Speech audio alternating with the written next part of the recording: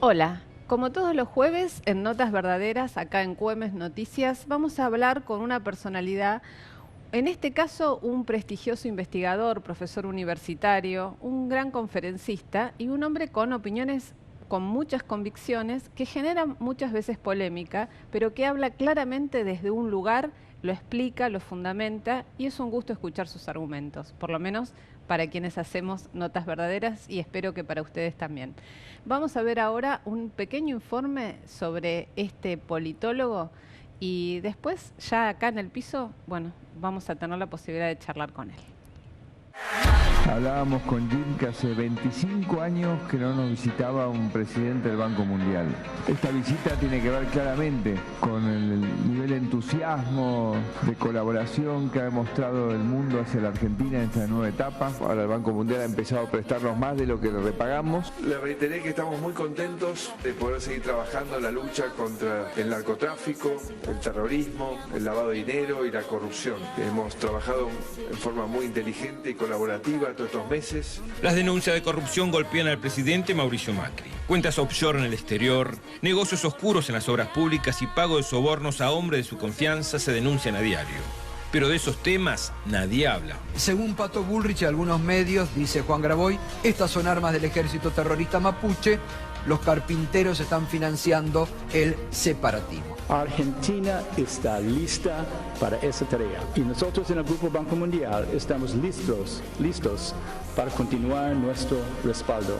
Y también hablamos un poco de Venezuela. Compartimos la preocupación por lo que está sucediendo, lo que están sufriendo los venezolanos. Reiteramos ambos nuestra necesidad de seguir exigiéndole al presidente Maduro por un programa electoral, por el respeto a las libertades, porque libere los presos políticos. Usted está haciendo injerencismo sobre los asuntos de Venezuela, pero yo le voy a explicar. Usted está defendiendo a esta persona, nosotros lo sabemos, porque además lo ha hecho expresamente. Usted está defendiendo esta violencia política. Bazucas fueron usados en las supuestas manifestaciones durante el año 2014 en Venezuela. Hay una mezquindad mundial muy grande para no reconocer nada de lo que hacemos, para tapar todo lo que hacemos. Y estoy hablando de algunos elementos apenas. Si 27 millones de habitantes hemos entregado en 4 años 1.700.000 habitantes, 1.700.000 viviendas, ¿cuántas significaría eso en Estados Unidos de acuerdo al número de habitantes que tiene Estados Unidos? We have many options for Venezuela. And by the way, I'm not going to rule out a military option. We have many options for Venezuela. Lo que nosotros vamos a decirle mañana al mediador es: acá había un cambio en la visión que tenemos los argentinos acerca de nuestras deudas. ¿Es parte del recrudecimiento de una política de endeudamiento que viene desde que este gobierno asumió, ¿no? Esse é apenas um dos sintomas do descontentamento do brasileiro com a administração Michel Temer. Outro indicativo é a pesquisa publicada em fevereiro pelo Instituto MDA, mostrando que apenas 10% dos brasileiros aprovam o governo Temer. Así que esta caravana, además de los actos, también tiene el propósito de defender el legado de Luiz Inácio Lula da Silva y de Dilma Rousseff cuando estos estuvieron al frente de la presidencia de la República aquí de Brasil. Asimismo, esta caravana también es una forma de denunciar que la justicia de Brasil está actuando de forma política. Los medios de comunicación, por supuesto, primero, eso es un problema a nivel mundial, pero en América Latina es mucho más grave, dado el nivel de corrupción, de falta de ética, de falta de profesionalismo y la concentración de propiedad de esos medios. Aquí pertenecen a 6 familias, en otros lugares hasta menos familias, hay monopolios mediáticos. Entonces, en democracia, todo poder debe tener su contrapoder. sin lugar a dudas, los medios de comunicación son un poder fáctico. And Mrs. Macri, and it's a great, great honor to have them here. It's been my friend for many years. We've known each other for long prior to politics. And who would have thought this was going to happen? Hace unos años un colega norteamericano, muy amigo mío, Philip Schmitter, acuñó una expresión que le llamó democraduras, una especie de mezcla entre democracia y dictadura. Lo que tenemos hoy a nivel mundial son democracias de muy baja intensidad, en donde tenés ciertas libertades garantizadas, nosotros podemos estar hablando acá libremente, etcétera, pero también tenemos una libertad ilimitada para morirnos de hambre, para no tener atención médica, somos muy libres para poder quedarnos sin atención médica, somos muy libres para no poder estudiar y mantenernos en la situación actual. El principio fundamental de la democracia es la igualdad.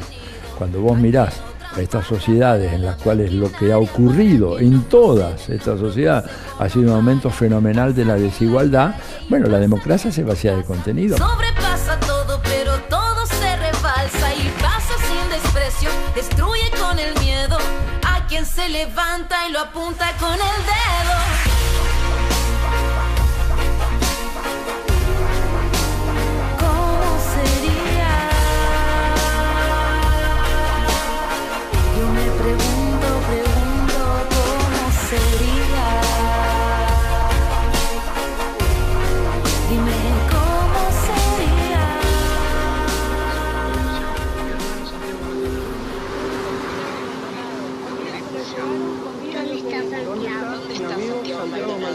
Aparición con vida de Santiago Maldonado, desaparecido forzosamente por la Gendarmería Nacional Argentina. Queremos saber dónde está Santiago Maldonado. ¿Dónde está Santiago Maldonado? Quiero que me devuelvan a mi amigo Santiago Maldonado. Aparición con vida de Santiago Maldonado.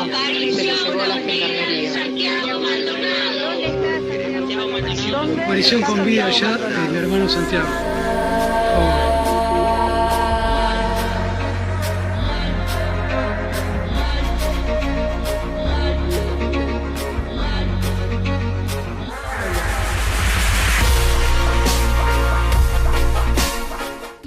Con Atilio Borón. Bueno, gracias Atilio por venir a La Plata, primero.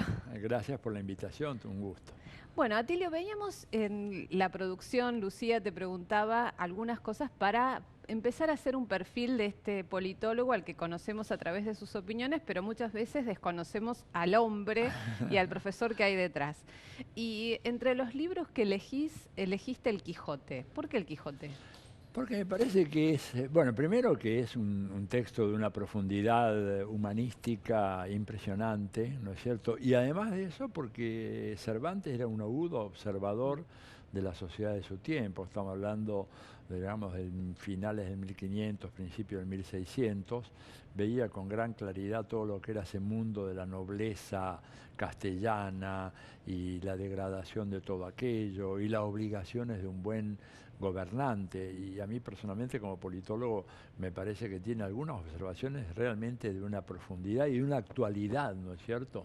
Por ejemplo, ¿le ves actualidad? Absoluta, no, El Quijote es un texto para hoy, lo que pasa es que es un libro denso, ¿verdad?, en un castellano antiguo que hace muy difícil la lectura, pero cuando el hombre te plantea que un buen gobernante tiene al mismo tiempo que ser una buena persona y que los valores individuales, personales, sus virtudes son imprescindibles para que el gobierno sea también virtuoso, está hablando de un tema que es uno de los grandes temas que discutimos en la ciencia política de hoy, que es la decadencia de las dirigencias a nivel mundial, ¿verdad? Es un tema que nos preocupa mucho a todos como observadores y como ciudadanos, ¿no? Ahora, y cuando hablas de, bueno, muchas cosas, ¿no? Decadencia de las dirigencias, y entre los personajes históricos que elegís a Fidel Castro. Sí. Elegís a Fidel Castro y quizás muchos de nuestros televidentes no sepan que vos sos un hombre formado, si se quiere, con una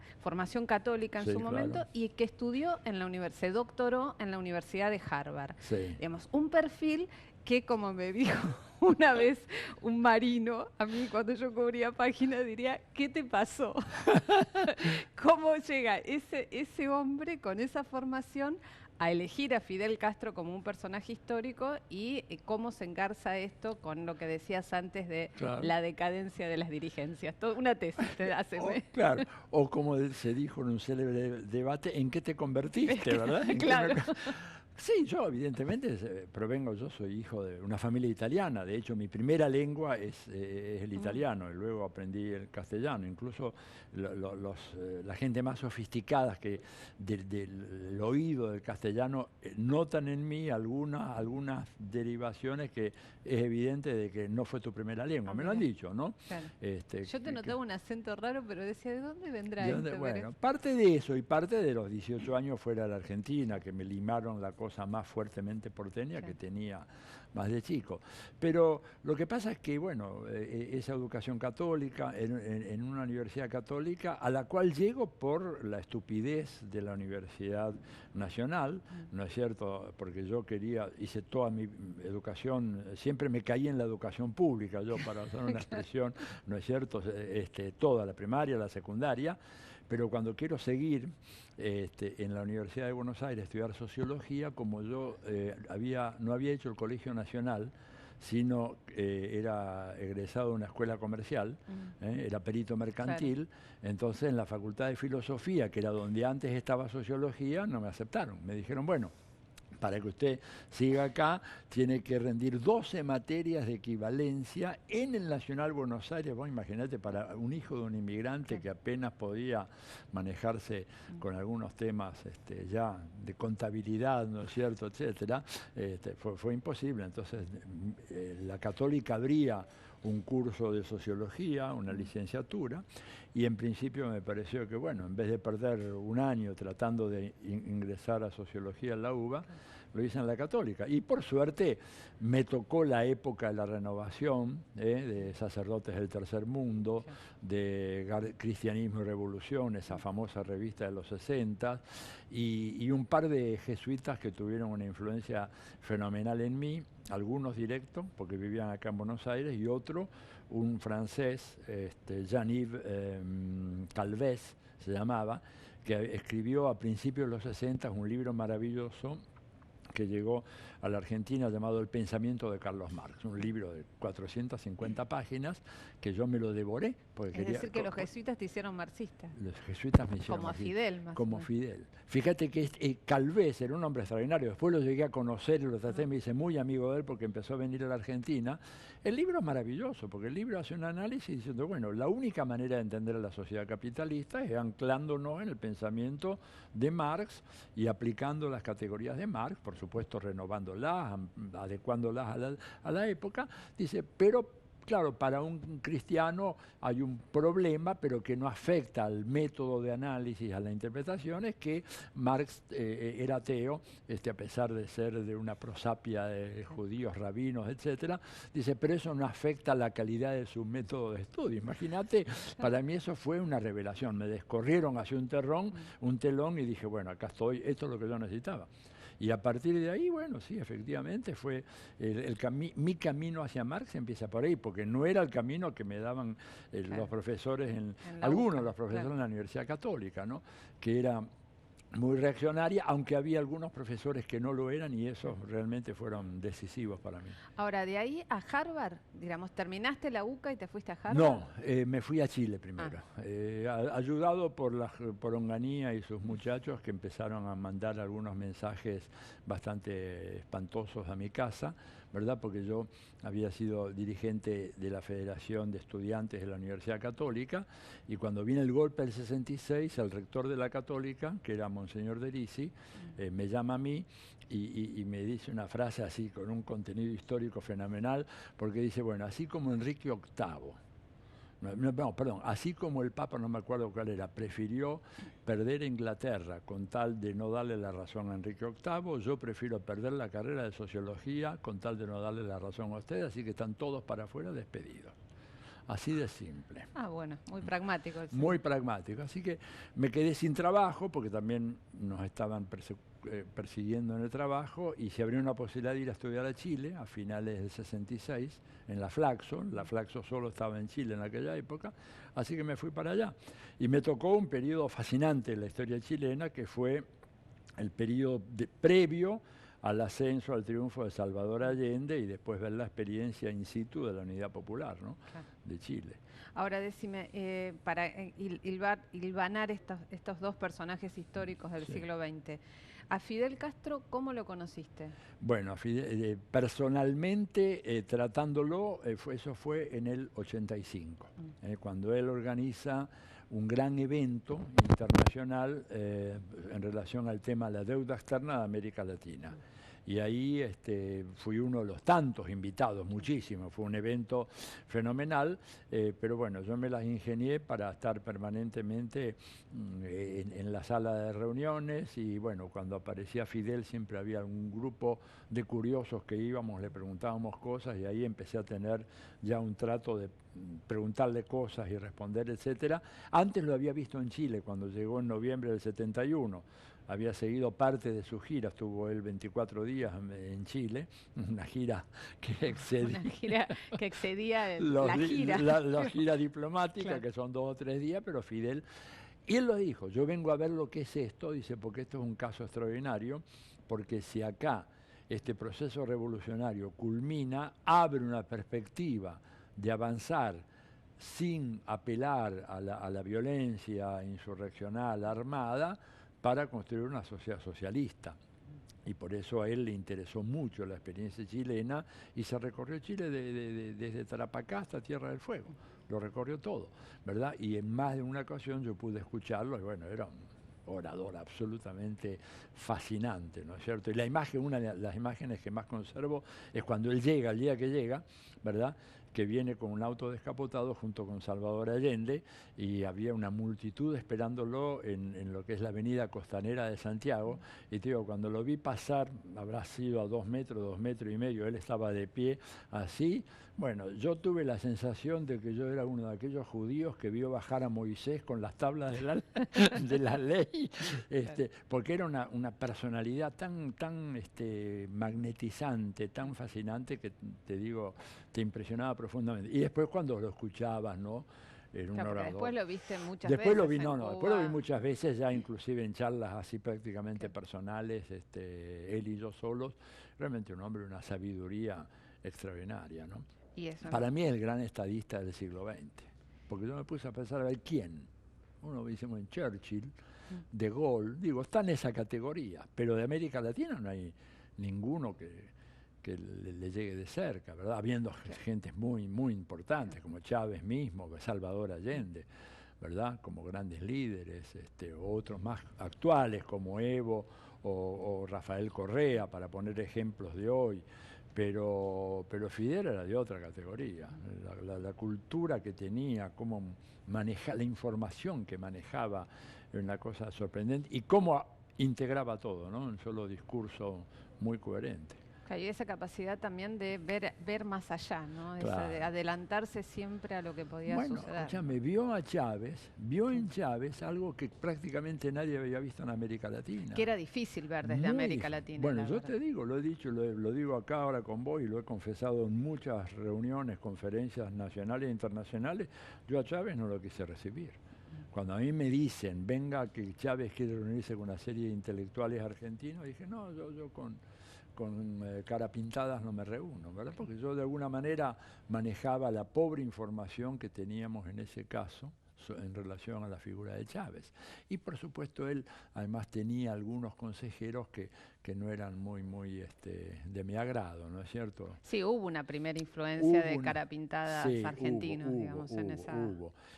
aunque él no lo era. Claro. Pero fíjate mi sorpresa mayúscula cuando yo me entero, después que yo me haya dado el gusto de decirle, no, yo no hablo con él, a los 2 meses él llega a Cuba y Fidel lo recibe al pie del avión. Entonces yo me voy a tener que pensar que... Tuve que ponerme a repensar todo. Y por suerte te digo, lo digo ahora, porque yo le dije a Chávez, le conté esta historia, le digo, mira, yo no te recibí cuando vos viniste, y el tipo, que era de una generosidad y de una bondad extrema, me dio un abrazo y me dijo, y al oído me dijo, Atilio, yo jamás hubiera recibido a una persona que venía precedido con los antecedentes con los que yo llegué a la Argentina. Ese era Chávez, un tipo que nada de soberbia ni de cosas así, sino todo lo contrario, un tipo profundamente humano, ¿no? Te invito, antes de ir al próximo bloque, una de las, también de las, digamos, innovaciones que vos usás, y me parece que son interesantes, es el tema de tenés un blog, sí, ¿no? Desde hace mucho, y en ese blog vas dando opiniones, sí, y generando polémicas, sí, y ganándome amigos. Ganándote amigos, y no tanto. Bueno, ¿cómo fue esa idea, antes del corte, para que nos cuentes, bueno, por qué apelaste a ese recurso? Porque es el mundo de hoy. Nora, hoy si nos metemos en el mundo digital, en el mundo de la internet, no tenemos ninguna posibilidad de llegar a ejercer alguna influencia mínima y salirnos del mundo estrecho. Yo soy un académico por formación, por mi doctorado, por toda mi trayectoria, pero un académico muy raro, y yo tengo un inspirador que es Chomsky, ¿verdad? Chomsky es un gran académico, pero al mismo tiempo un hombre, es lo que yo llamo un intelectual público. Y yo me convencí hace ya muchos años de que si yo tengo algún sentido de hacer las cosas que hago, es que puedo ser un intelectual público. ¿Qué es un intelectual público?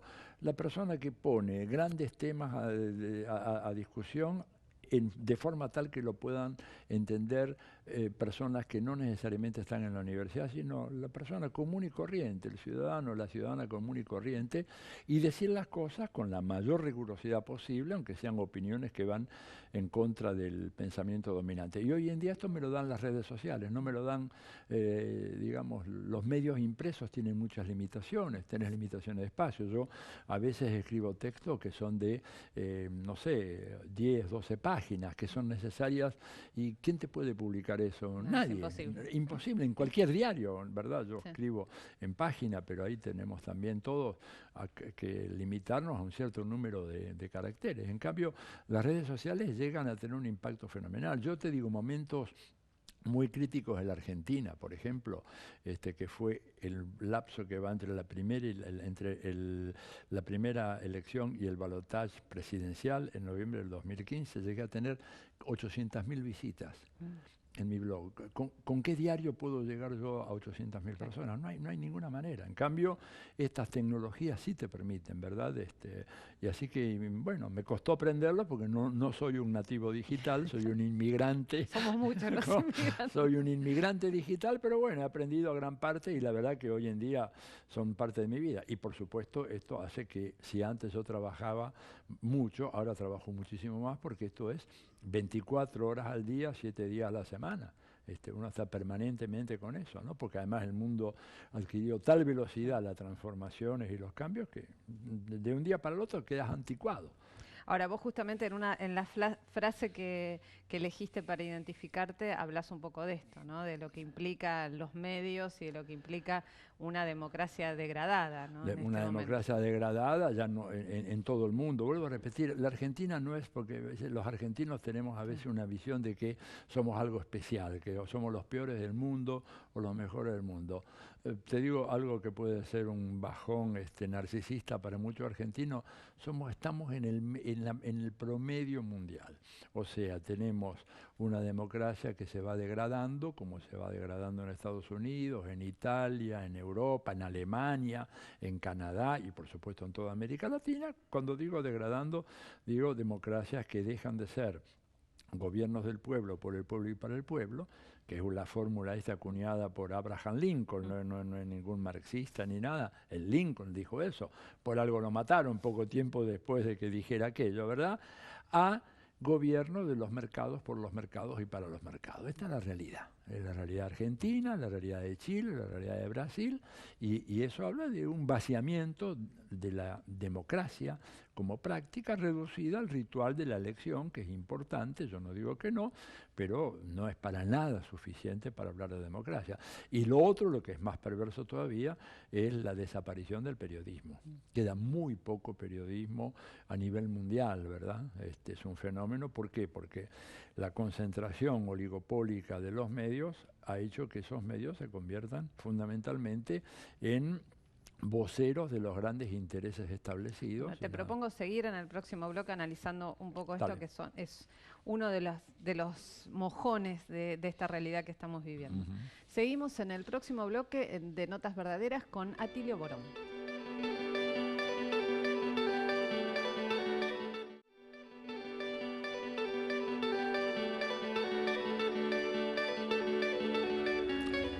Y seguimos en Notas Verdaderas con Atilio Borón, hablando ahora, vamos a introducirnos un poco en la realidad argentina. Y durante el final del primer bloque hablábamos de los medios de comunicación, ¿no? Sí. De qué rol están cumpliendo los medios en estas sociedades de principios ya del siglo XXI. Bueno, yo creo que, mira, pienso que hay que hacer una distinción. Los grandes medios, los oligopolios mediáticos, que en la Argentina sabemos cuáles son, si se pueden nombrar los digo, si no, sí, no. No hay problema. Clarín y Nación, que dominan gran parte de la audiencia, tanto televisiva como radial como gráfica, han dejado de hacer periodismo hace mucho tiempo. Se han convertido en voceros de los intereses establecidos, respondiendo a una tendencia mundial. Hay dos referentes importantes en esto que han estudiado mucho el tema. Uno es un periodista australiano, John Pilger, ¿verdad?, que tiene un blog muy lindo, en donde él acumula toda la información acerca de la manera como sistemáticamente, él lo dice, son sus palabras, sistemáticamente el New York Times, la BBC, la CNN distorsionan y desfiguran la realidad.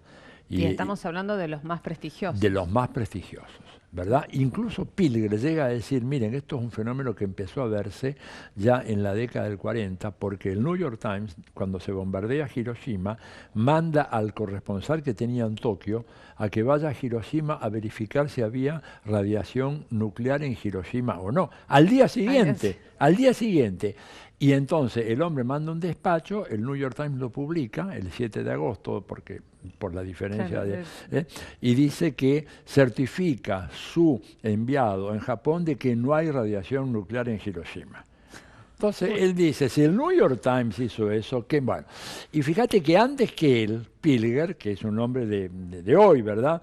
Pero Gilbert Chesterton, que es un gran, ¿verdad?, escritor británico, él escribió algo en víspera de la Primera Guerra Mundial diciendo, nosotros creíamos que con el advenimiento de la gran prensa, o sea, la prensa, no había televisión ni radio, íbamos a saber la verdad. Desgraciadamente hemos llegado a la conclusión de que esa gran prensa tiene por misión impedir que conozcamos la verdad. Y esto es lo que pasa hoy, digamos. La Argentina de hoy es un ejemplo rotundo de eso. Una vuelta de tuerca, ¿no?, que es el tema de la posverdad. ¿Cómo definirías ese concepto? Y lo definiría con Vargas Llosa, mentiras que parezcan verdades. No es que él haya dicho esto, pero él en un pasaje de uno de sus libros dice, bueno, la misión del escritor es decir mentiras que parezcan verdades. Y esto es así, ¿verdad? Tener efectos como si fueran verdades. Y de hecho, por eso te digo, hay un sector que todavía sigue haciendo periodismo. Tu programa es periodístico, ¿verdad? Es parte del periodismo, pero cada vez queda más reducido ese sector. El otro sector ha tenido una expansión fenomenal. Pensá que hay 5 grandes oligopolios mundiales que dominan el 80% de la información que circula por todo el planeta. O sea, lo que sabemos nosotros de lo que está pasando hoy en Bangladesh, en Europa, en Canadá, mismo en Argentina, está controlado por esos 5 oligopolios mediáticos. Entonces, ahí no hay libertad de prensa, ni libertad de expresión, ni nada. Simplemente se reproducen discursos que favorecen a los grupos dominantes y por eso la gente está muy mal informada. Ahora, justamente, y en estos momentos en Argentina estamos viviendo uno de esos casos, creo que son también paradigmáticos, de cómo se maneja la información, que es la terrible situación por la desaparición forzada de Santiago Maldonado. Claro. ¿No? ¿Cómo analizás este hecho, digamos, por dos ejes? Por un lado, ¿qué puede haber pasado realmente con este joven artesano que, bueno, hace mañana ya un mes, no se sabe qué fue de su vida?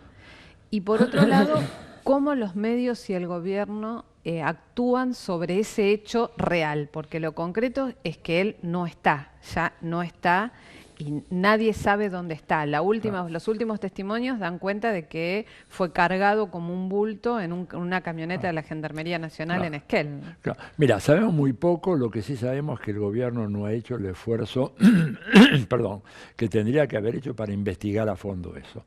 Ni siquiera algo tan elemental como la triangulación de las antenas, en donde hay una llamada del día 2 de agosto, por ejemplo. Él desapareció el primero. El 2 de agosto, sin embargo, su teléfono es respondido. Y eso podía haberse identificado fácilmente dónde estaba en el momento que se respondió. No quién respondió, porque por ahí él ya no podía responder, pero podía saber esa investigación tan elemental, el gobierno no la hizo. O sea, claramente el gobierno ha tratado de ocultar todo esto. Mi interpretación, a partir de justamente esa falencia del gobierno, ¿verdad? Cuando vos no tenés datos reales, empezás a elaborar conjeturas. La conjetura sobre la base de que hay gente que lo vio, que se lo llevaban. Y se lo llevaban porque no era mapuche. Era el que estaba ahí metido, pensaron que era un infiltrado, pensaron que tal vez era un agitador, que era un tipo que venía a movilizar a los mapuches, y se le fue la mano y lo mataron. Desgraciadamente no creo que aparezca con vida.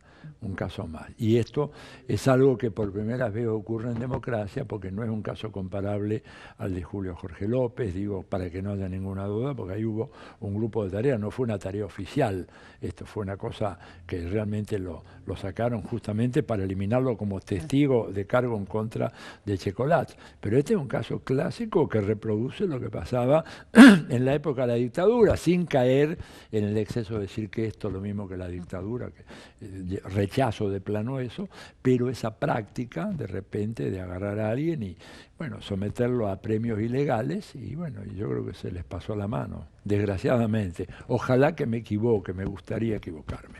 Ahora, y en este caso también los medios se hicieron eco de toda clase de versiones y también demonizar a la víctima como la primera reacción. Como lo hacían estos medios hegemónicos en la Argentina en la época de la dictadura. Yo estaba en el exilio, pero yo veía, decían, fulano de tal, que teníamos toda la evidencia de que había muerto. No, ahora está dándose la gran vida viviendo en París, como este otro que se lo vio en Entre Ríos y también se lo vio en Chile, digamos. Son todas mentiras perfectamente prefabricadas y aplicadas de una manera absolutamente irresponsable, ¿no es cierto?, para ocultar. O sea, la misión de ocultamiento es muy importante. Digo, a mí me sorprende dos cosas, habría tantos ejemplos, ¿no?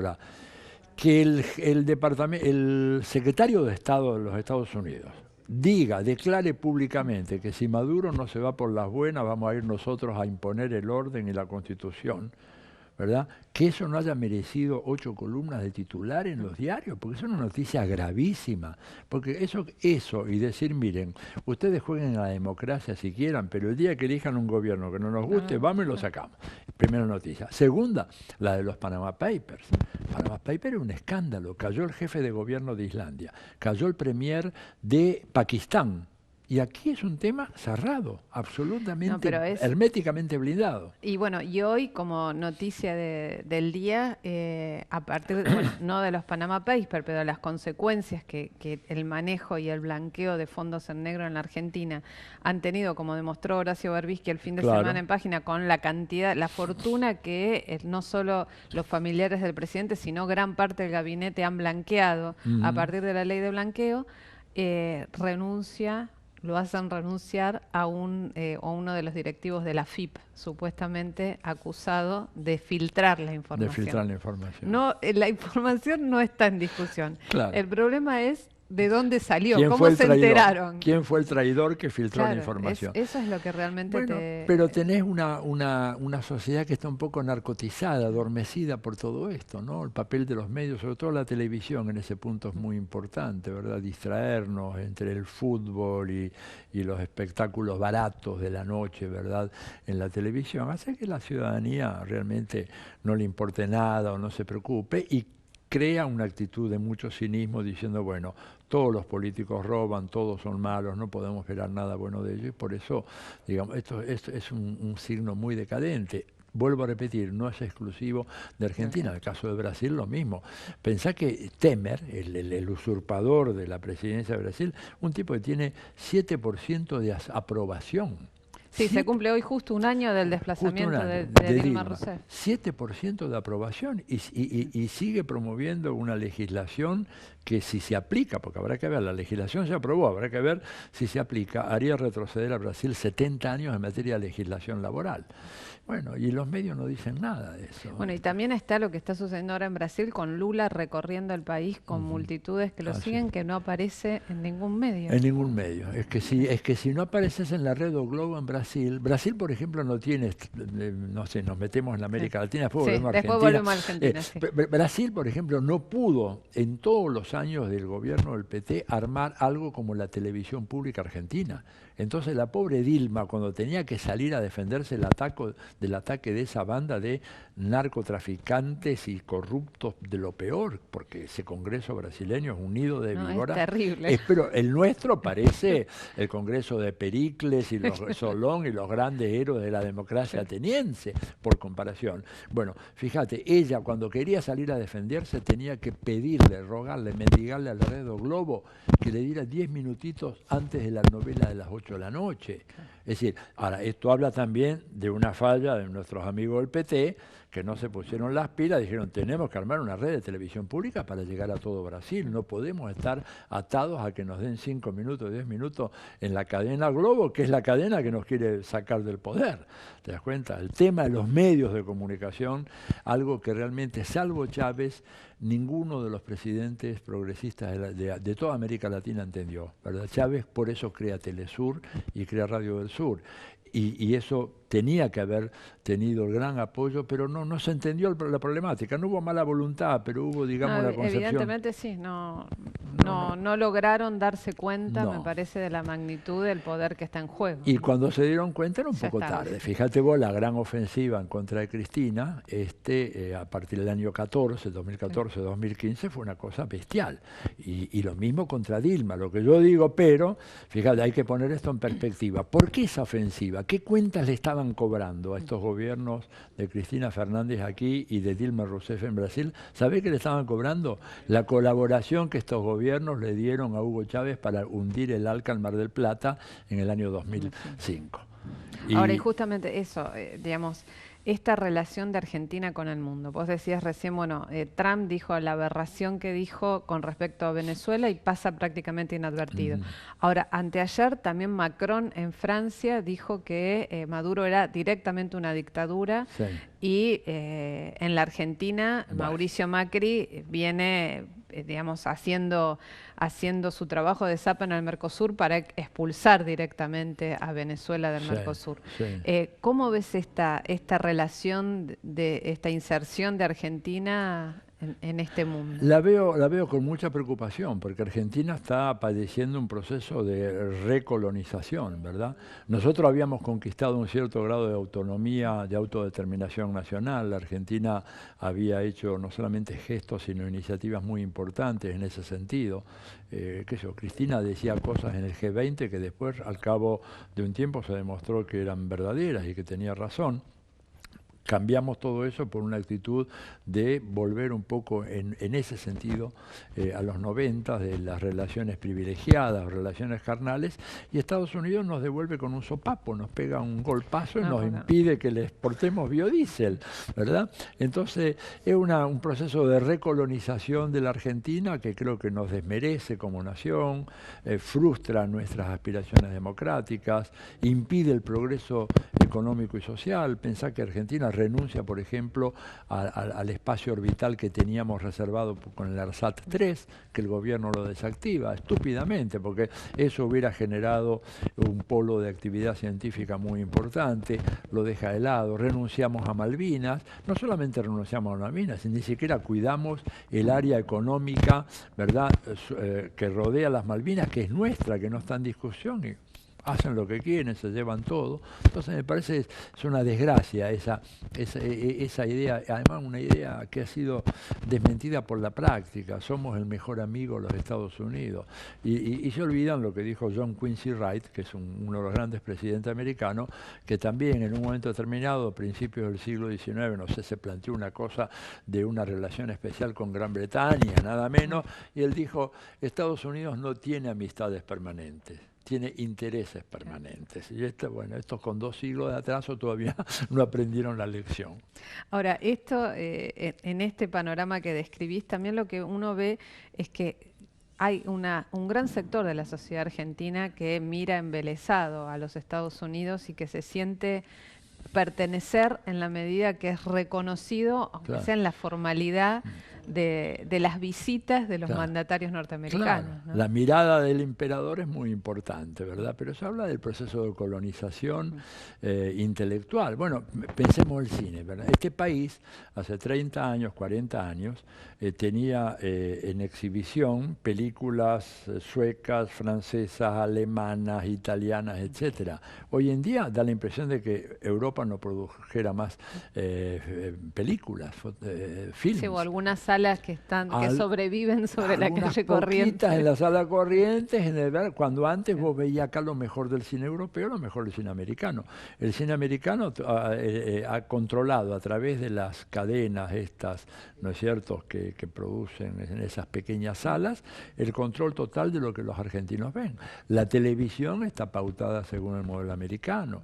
Una imagen, pero además, que no tiene, yo te digo, yo he vivido en total en mi vida 8 años en los Estados Unidos, 5 en la costa oeste, 1 en el Midwest, en la zona de Chicago, y 2 años en la zona de Los Ángeles. O sea, conozco el país como la palma de mi mano. No tiene nada que ver con la imagen que proyectan los medios, las películas, ¿verdad? Las series de televisión que se ve acá, en donde ve siempre una mujer enérgicamente mandándole a un hombre. Pero eso no existe en Estados Unidos, porque el hombre le pega un par de bofetadas y punto. Un país mucho más machista que el nuestro, a pesar de las luchas que han hecho las mujeres allá. Si eligieron a Trump, la verdad... Claro, eligieron a Trump, digamos, un homófobo, misógino, racista, tiene todo. Es el verdadero Estados Unidos, no que te dan ahí en las películas o en los videos, pero bueno, eso es lo que recibe la gente acá. Y como no tiene elemento de contrastación, yo no lo culpo a la gente, ¿verdad? Para nada. Si están, a mí me gusta pensar un poco en el tema ese de Platón, ¿viste? Yo me dediqué mucho a ser profesor de filosofía política, la famosa alegoría de las cavernas, que no vemos la realidad, vemos las sombras allá. Hoy en día el que proyecta las sombras es la televisión, y nos dan una imagen que no tiene nada que ver con la realidad de lo que es el mundo, ¿verdad? Desfiguran, por ejemplo, acusarlo a Maduro de dictador. Uno de los más eminentes publicistas de todo esto, que publica como en 80 diarios de toda América Latina, por ejemplo, es Andrés Oppenheimer. Entonces dice, de una vez, Maduro es un dictador. ¿Cuál es la fuente que cita? Un tal MacGregor, creo que es el nombre, ¿no es cierto?, que es un asesor militar de la Casa Blanca. Entonces yo escribí una nota que me valió las críticas, no te imaginas, diciendo que en mi vida había visto en los muchos cursos que yo di de filosofía política a ese señor hablando de tal tema. O sea, un militar, porque es un asesor militar, que dice Maduro es una dictadura.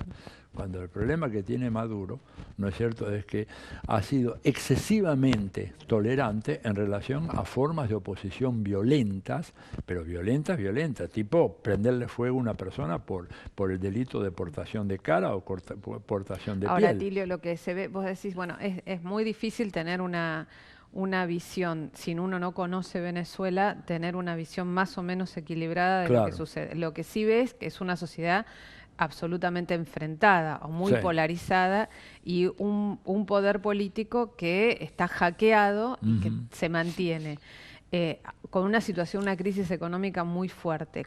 ¿Qué salida institucional? Ahora está funcionando la Asamblea Constituyente, que la oposición desconoce, pero al mismo tiempo hay una convocatoria de elecciones en la que la oposición va a participar. Es un damero muy complejo. Es muy complejo. Bueno, mira, el drama de Venezuela tiene nombre, petróleo. Digo, si Venezuela fuera el primer productor mundial de tomates, tener la plena seguridad de que nada de esto hubiera ocurrido, que no hubiera habido guerra económica, bloqueo.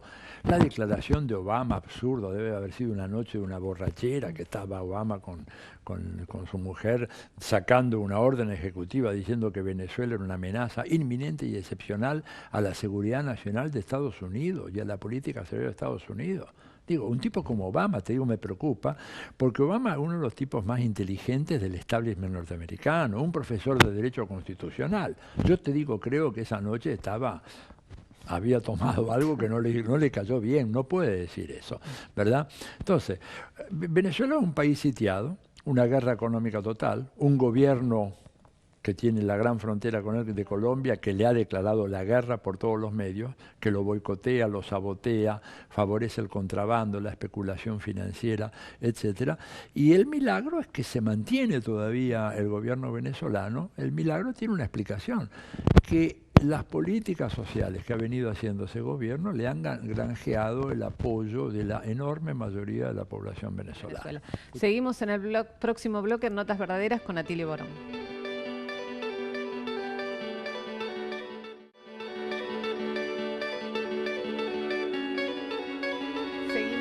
Atilio Borón en Notas Verdaderas, y estábamos hablando de la complicada, la compleja, la difícil situación de Venezuela, y Atilio analizando, bueno, los motivos por los cuales evidentemente el gobierno de Nicolás Maduro sigue estando y sigue siendo el presidente de un gobierno elegido democráticamente en crisis.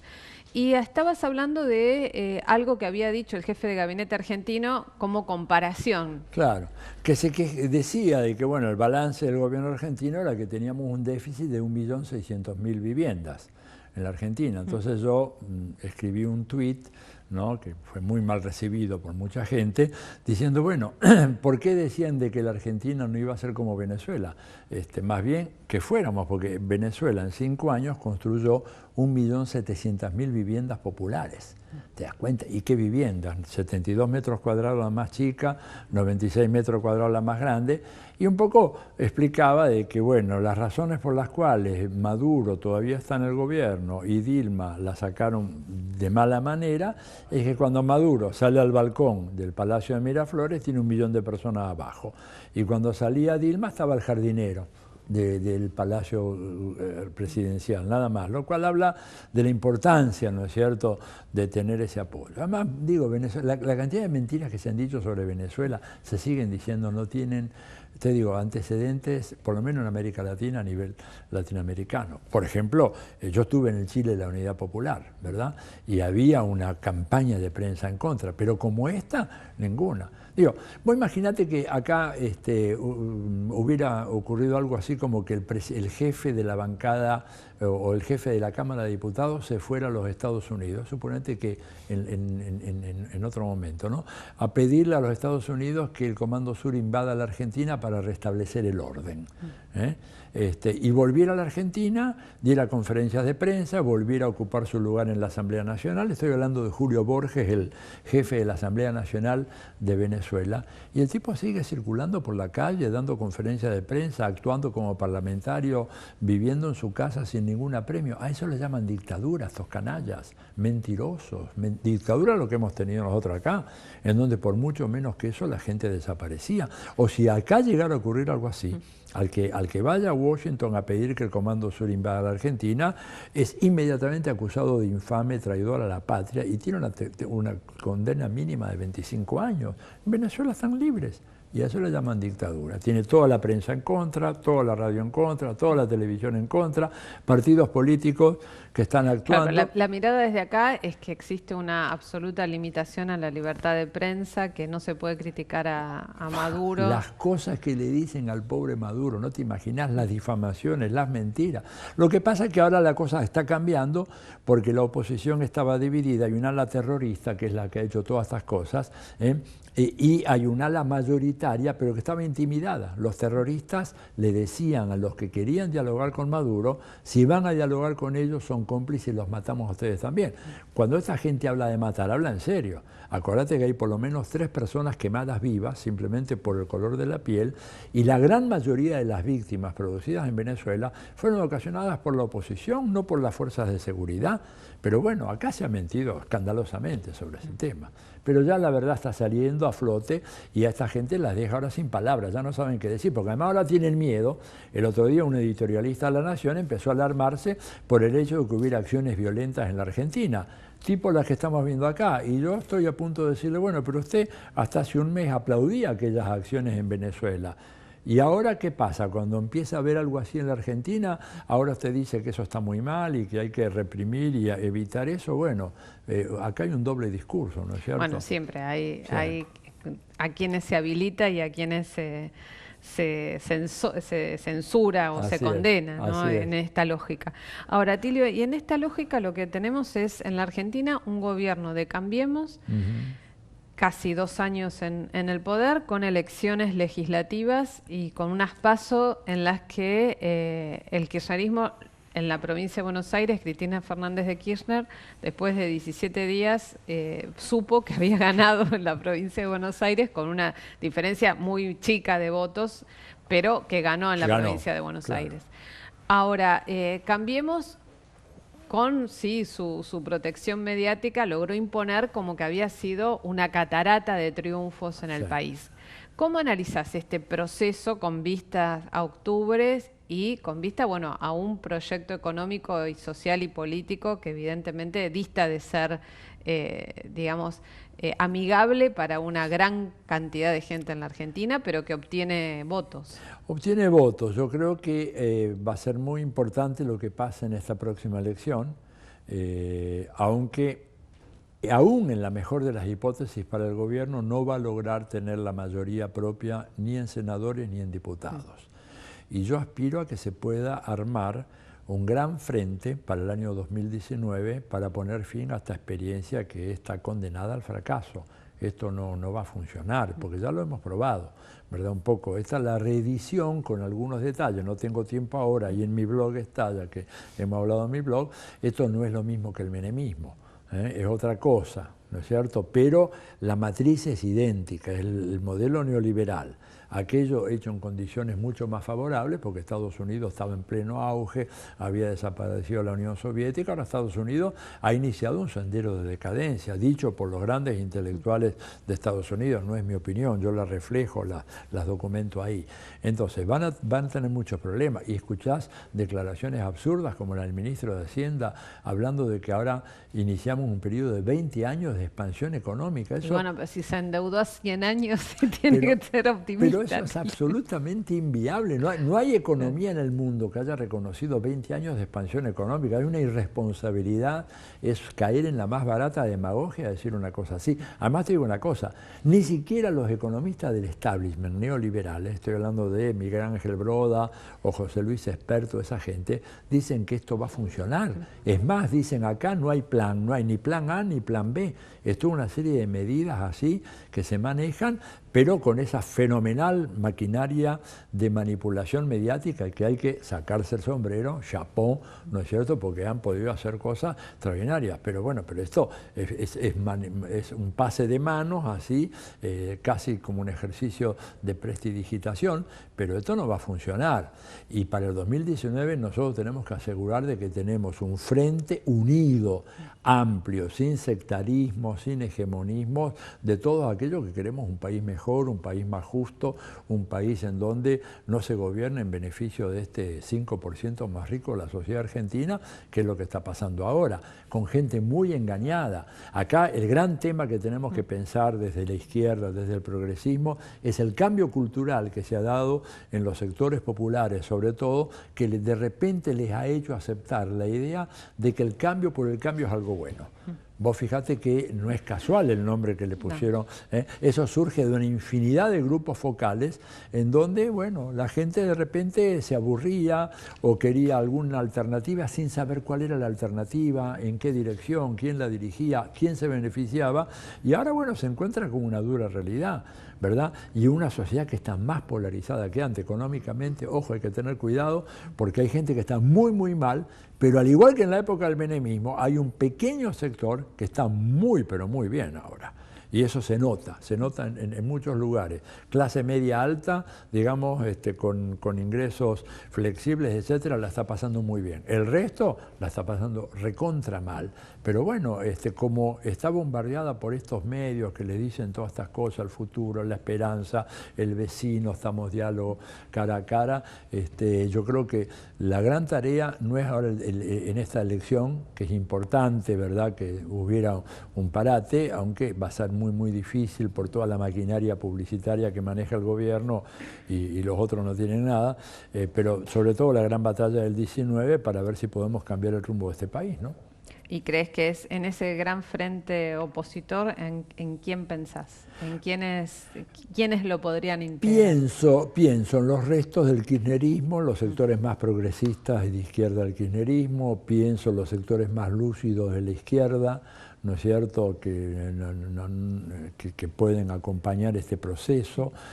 Pienso incluso algunos sectores nacionalistas, el nacionalismo popular que quiera realmente unirse en un gran frente para poner fin a una experiencia que está siendo muy lesiva para la Argentina, muy lesiva. Y yo creo que si hay capacidad de diálogo, capacidad de escucha, si hay generosidad, si hay grandeza, si hay buenos liderazgos, habrá que ver cómo queda el tema de los liderazgos después de la elección esta de octubre, porque digamos, si Cristina no gana en la provincia de Buenos Aires la primera mayoría, bueno, va a estar muy lesionada para poder agrupar las fuerzas para el 2019. Por eso es muy importante lograr esa victoria y eso supone un gran, enorme esfuerzo de militancia que no he visto hasta ahora.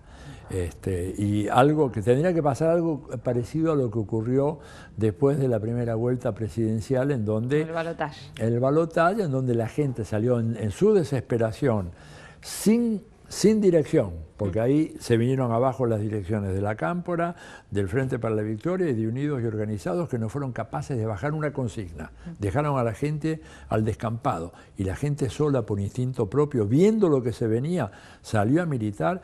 Y te digo, Nora, si esa elección se postergaba una semana más, ganaba Scioli. Sí, la diferencia de votos fue mínima. Fue mínima. Una semana más. Entonces, acá yo creo que es muy importante para esta elección que se viene ahora, redoblar el esfuerzo militante y sobre todo tener una gran amplitud, una gran generosidad. La generosidad paga.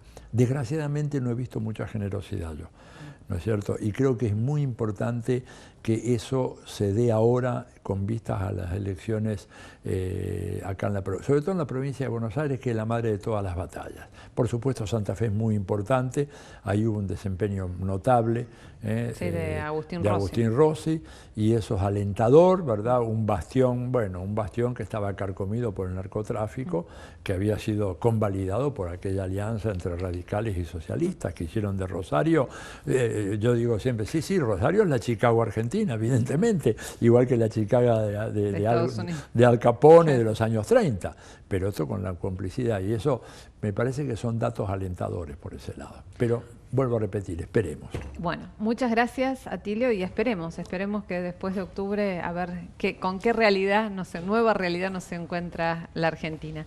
Y bueno, nosotros el próximo jueves en Notas Verdaderas seguimos acá analizando esta realidad política, social, económica, artística, que si hay algo que tiene es que es apasionante. Gracias.